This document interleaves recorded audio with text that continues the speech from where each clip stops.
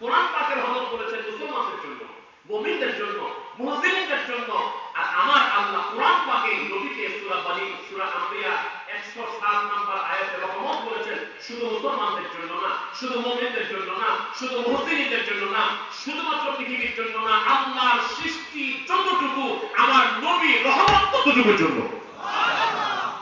এবার বলেন রহমত হিসাবে কোরআন বড় না নবী বড়?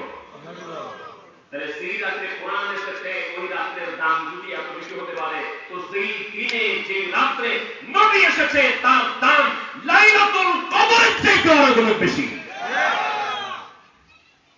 আগামীকালকে আরেক ভাই আবার বলতে পারে হামিদ সাহেব নিজের ফটো করে দিলে, নিজের মত করে দিলেন। এখন তো ফতোয়া হয় এরকম, কোন কিতাবে লেখা নাই আন্তর্জাতিক ফতোয়া। একটা বিষয়কে বলে দেওয়া হচ্ছে হারাম মাঝে, অথচ এই কথা ফতোয়ার কোন কিতাবে লেখা নেই। যেমন বলে মিলাদুন নবী বা ঈদে মিলাদুন নবী নামে মাহফিল করা এটা হারাম, শিরক, বিদআত। আপনি কি আজীবন আমাকে দেখাতে পারবেন যে কোন গ্রহণযোগ্য ইমাম, কোন গ্রহণযোগ্য ফতোয়ার কিতাবে বলেছেন যে ঈদে মিলাদুন নবী মাহফিল হারাম? পারবেন না?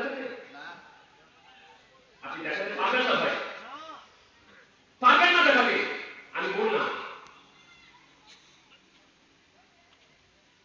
ইমাম কাস্তালানি, শারিহুল বুখারী, আল্লামা ইমাম শিহাবুদ্দিন কাস্তালানি আল মাওয়াহিবুল লাদুন্নিয়া উল্লেখ করেছেন। এবং উপমহাদেশে যিনি না আসলে আজকে মাদ্রাসাগুলিতে হাদিস, বুখারী, মুসলিম, তিরমিজি, নাসাই, আবু দাউদ, ইবনে মাজাহ, মিশকাত আপনি পড়াতে পারতেন না। যিনি উপমহাদেশের সর্বপ্রথম শায়খুল হাদিস শেখ আব্দুল হক মুহাদ্দিস দেহলভী রাহমাতুল্লাহ আলাইহি, তিনি তিনার মা সাবাতা বিসুন্নাহ মধ্যে একই কথা বলছেন। আল্লামা ইমাম শিহাবুদ্দিন কাস্তালানি মাওয়াহিবুল লাদুন্নিয়া একই কথা বলছেন। লাইলাতুল কদরের চাইতে মিলাদুন নবীর রাত অনেক গুণ বেশি দামি। তার কারণ হলো তিনটা, জোরে বলুন সুবহানাল্লাহ। তার কারণগুলি অলরেডি আমি আপনাদেরকে বলে দিয়েছি। কারণ লাইলাতুল কদর এসেছে কোরআন, মিলাদুন নবীর রাতে স্বয়ং এসেছে নবী রাহমাতুল লিল আলামিন। লাইলাতুল কদরে আসে রহমতের ফেরেশতা, লাইলাতুল কদরে আসে জিবরিল আমিন ফেরেশতা। মিলাদুন নবীর দিনে রাতে এসেছেন স্বয়ং আল্লাহর হাবিব রাহমাতুল লিল আলামিন। বাইনা রাসূল করিম সাল্লাল্লাহু আলাইহি ওয়াসাল্লাম জগতে আসবে, আমার ভাইরা অত্যন্ত চমৎকার আলোচনা করছিলেন, আমি আলোচনাগুলি ভিতর থেকে শুনছিলাম। আপনারা যদি মনোযোগ দিয়ে শুনে থাকেন তাহলে বুঝেছেন যে আমার আল্লাহ তাআলা আলোহাতে সব নবীদেরকে নিয়ে মজলিস করেছেন, সেখানে আলোচ্য বিষয় ছিল আমার নবী রাহমাতুল লিল আলামিন। তাহলে প্রথম আলোচনাটা কি কোরআন নিয়ে হয়েছে না নবীকে নিয়ে হয়েছে? নবী নিয়ে। আমরা তাফসীরুল কোরআন মাহফিলের বিরোধী নই, ভালো করে শুনেন। আমরা তাফসীরুল কোরআন মাহফিলের বিরোধী নই, আমরা সিরাতুন নবী মাহফিলের বিরোধী নই, আমরা কোন মাদ্রাসার মাহফিল নিয়ে বিরোধী নই। কিন্তু শুনেন, যেই দিন কোন মাদ্রাসা আলোচ্য বিষয় ছিল না, যেই দিন কোরআন কোন আলোচ্য বিষয় ছিল না, যেই দিন ইসলাম কোন আলোচ্য বিষয় ছিল না, সেই দিনও সর্বপ্রথম আমার আল্লাহর কাছে আলোচ্য বিষয় ছিল রাহমাতুল লিল আলামিন। আপনি তাফসীরুল কোরআন মাহফিলকে অ্যাপ্রিশিয়েট করছেন, মিলাদুন নবী মাহফিলকে বাদ দিতে চাচ্ছেন, মানে কি? আপনি নবীকে মাইনাস করতে চাচ্ছেন, তাফসীরকে ধরতে চাচ্ছেন। আপনি নবীর নামটা সহ্য হচ্ছে না, নবীকে মাইনাস করতে চাচ্ছেন, কোরআনকে ধরতে চাচ্ছেন। আপনি নবীর নামটা সহ্য হচ্ছে না, আপনি নবীকে বাদ দিচ্ছেন, ইসলামিক প্রোগ্রাম ধরতে চাচ্ছেন। এবার আমি আপনাকে সাধারণ জ্ঞানে বলি, এই সব জায়গা থেকে নবীকে বাদ দিলে তো কোরআন পাওয়া যাবে না।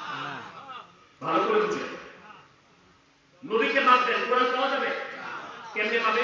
যদি নবীকে বাদ দেন তাহলে আপনাকে কোরআন দিল কে?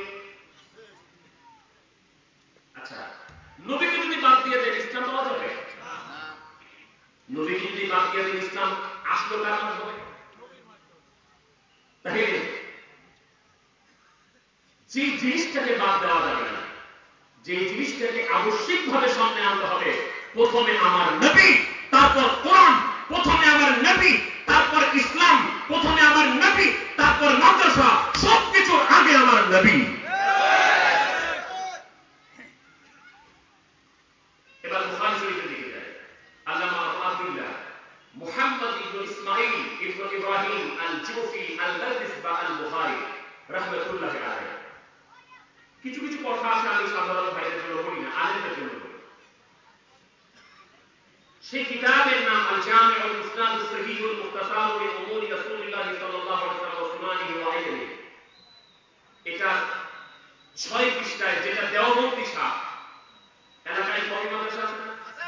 এই কমি মাদ্রাসার গোড়া হলো দেওবন্দ। এই দেওবন্দি ছাপ যেটা বুখারী, এটা 6 পৃষ্ঠার শেষ লাইনের অর্ধেক থেকে কথা শুরু হয়েছে। আমি হাতে কলমে দেখাই দিলাম, কেন? আমি নিজে পড়েছি, কিতাব আমার বাড়িতে আছে, এই জন্য। আপনার মাদ্রাসায় কিতাব থাকলে আপনি আগামীকাল সকালে পাবেন, যে একদম পড়বেন, আপনিও পাবেন। কিতাব যদি এখনো থাকে, আপনি এখনো পাবেন।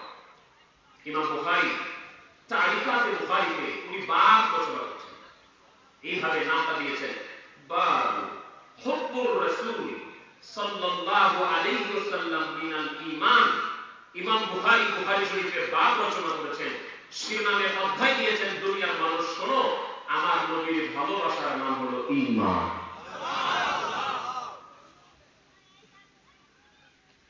ডক্টর ইকবাল আমাদের মহাদেশের বড় একজন আল্লামা, ডক্টর ইকবাল, তিনি বলছেন মাগজে কোরআন রূহে ঈমান জানে দ্বীন, মাগজে কোরআন রূহে ঈমান জানে দ্বীন, হস্তে হুব্বে রাহমাতাল লিল আলামিন।